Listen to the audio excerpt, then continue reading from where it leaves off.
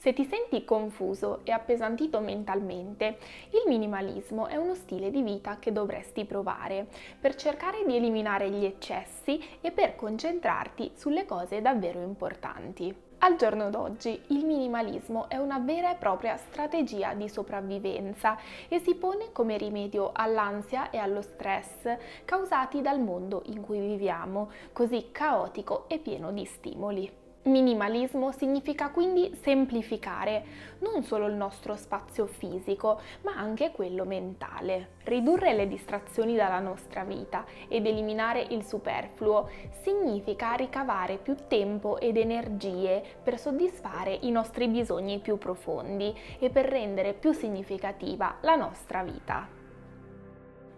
L'esperta giapponese in ordine e organizzazione Marie Kondo afferma che riordinare la nostra casa ci permette di riordinare anche la nostra vita, essendo di conseguenza più sereni e felici.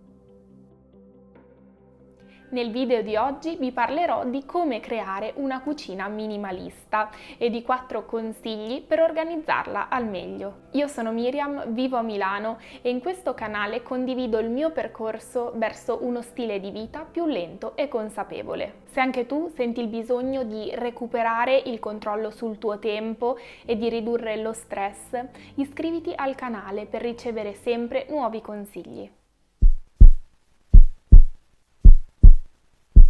Innanzitutto, per creare una cucina in stile minimalista dovremo fare delle scelte concentrandoci sull'ordine e sulla praticità. Avremo così come risultato finale una cucina organizzata e composta solo da ciò che ci serve, e questo ci permetterà di conseguenza di provare sollievo mentale e di tenere in ordine la nostra cucina con meno fatica. Tieni solo ciò che usi. Molto spesso abbiamo in cucina troppe cose e quindi il primo passo consiste nel fare una selezione. Possiamo quindi iniziare il nostro decluttering con l'obiettivo di liberare spazio e di eliminare il superfluo. Prendiamoci quindi un po' di tempo libero, accendiamo un po' di musica e mettiamoci all'opera. Apriamo i cassetti e le ante della nostra cucina, tiriamo fuori tutto e selezioniamo solo ciò che ci è davvero utile oppure ciò che ci trasmette emozioni positive. Io solitamente preferisco occuparmi di una sezione del mobile per volta per non sentirmi sopraffatta dal troppo lavoro da fare. In questo modo potremo anche suddividere comodamente il decluttering in più giorni, se non abbiamo abbastanza tempo a disposizione per finire tutto in un giorno. In questa fase cerchiamo di dare via gli oggetti inutili o doppi, oppure le cose rotte o che non ci piacciono più.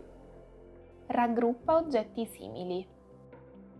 Per trovare le cose con più facilità e per tenere in ordine con meno fatica, è consigliabile creare cassetti e ripiani che raggruppino oggetti simili o comunque oggetti che vengono utilizzati solitamente per lo stesso scopo. Per fare alcuni esempi, nel mio caso ho dedicato un cassetto alle posate, un cassetto alle tovaglie e agli strofinacci da cucina, e un cassetto a tutte le pentole e ai coperchi. In un altro blocco ci sono le stoviglie per la tavola e sotto il lavello i contenitori dedicati ai rifiuti.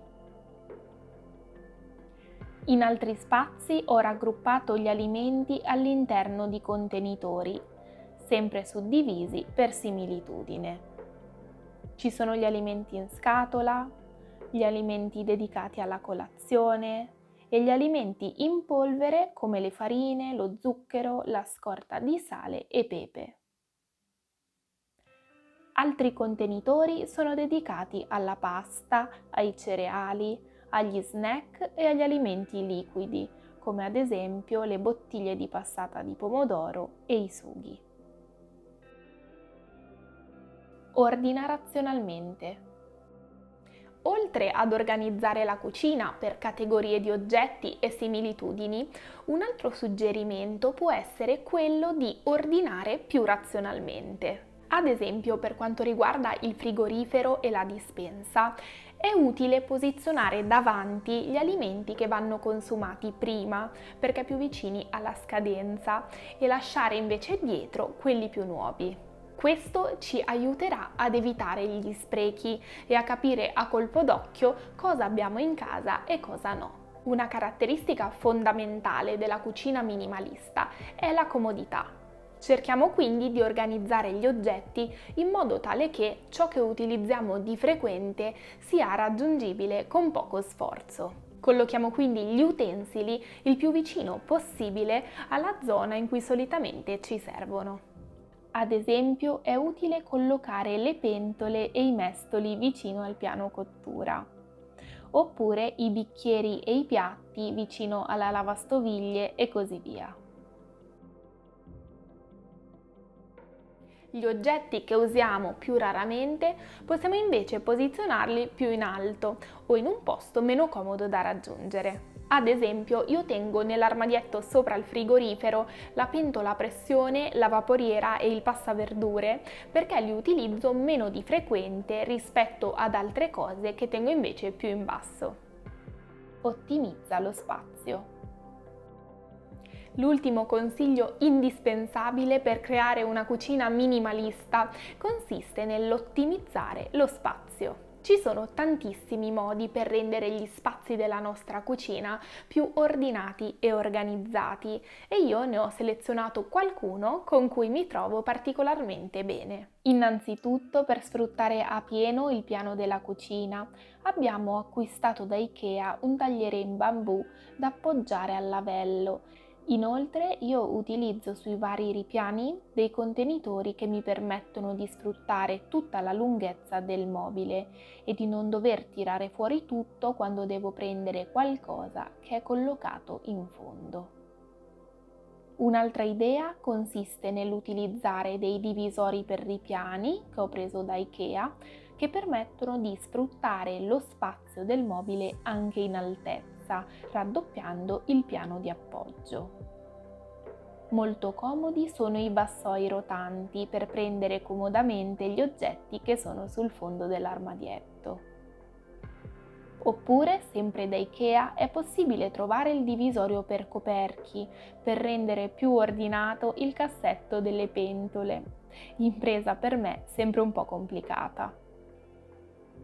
So che molti utilizzano dei contenitori specifici per raccogliere diversi tipi di pasta, ma devo dire che personalmente non lo trovo molto pratico, sia perché in questo modo dovrei fare un doppio passaggio quando sistemo la spesa, svuotando quindi le confezioni di pasta all'interno di tutti i contenitori, sia perché ho il timore che la quantità di pasta sia superiore rispetto a ciò che contiene il contenitore e quindi mi ritroverei sia con la confezione di pasta che con il contenitore. Inoltre non mi fa impazzire il fatto che non rimane traccia della data di scadenza delle varie confezioni. Ammetto però che è molto carina l'armonia visiva data dai diversi contenitori ripieni dei vari tipi di pasta. Tornando a noi, l'obiettivo più importante da tenere in considerazione quando organizziamo la nostra cucina minimalista è quello di farsi spazio. Creare un ambiente visivamente pulito aumenta la sensazione di ordine e rende la nostra cucina più ariosa ed accogliente. Questi erano i miei 4 consigli per organizzare la nostra cucina e per renderla più minimalista. Fatemi sapere nei commenti se anche voi avete qualche altro consiglio da aggiungere per rendere più organizzata la nostra cucina. Credo che riordinare non solo trasformi il nostro spazio esteriore, ciò che abbiamo intorno, ma anche il nostro spazio interiore e la nostra mente. Riordinare e tenere solo l'essenziale ci rende più leggeri e ci regala preziosa pace interiore. Quando torniamo a casa, stanchi da una giornata di lavoro, sarà più facile trovare il tempo per noi se la nostra casa è più organizzata e facile da mantenere pulita. Il minimalismo ci regala un nuovo modo di essere e di vivere attraverso l'invito a possedere meno in tutti gli aspetti della nostra vita. A proposito di questo, ho già parlato in passato di come organizzo la mia casa e il mio armadio utilizzando l'approccio minimalista. Potete trovare tutti questi video raggruppati nella playlist chiamata Minimalismo all'interno del canale. Come sempre vi ringrazio per aver guardato fino alla fine e vi ricordo di mettere un like al video se l'avete trovato utile e di iscrivervi al canale. Ogni sabato pubblico un nuovo video per condividere il mio percorso verso una vita più lenta, minimalista e sostenibile. Ciao, a presto! La vera vita comincia dopo aver riordinato. Marie Kondo.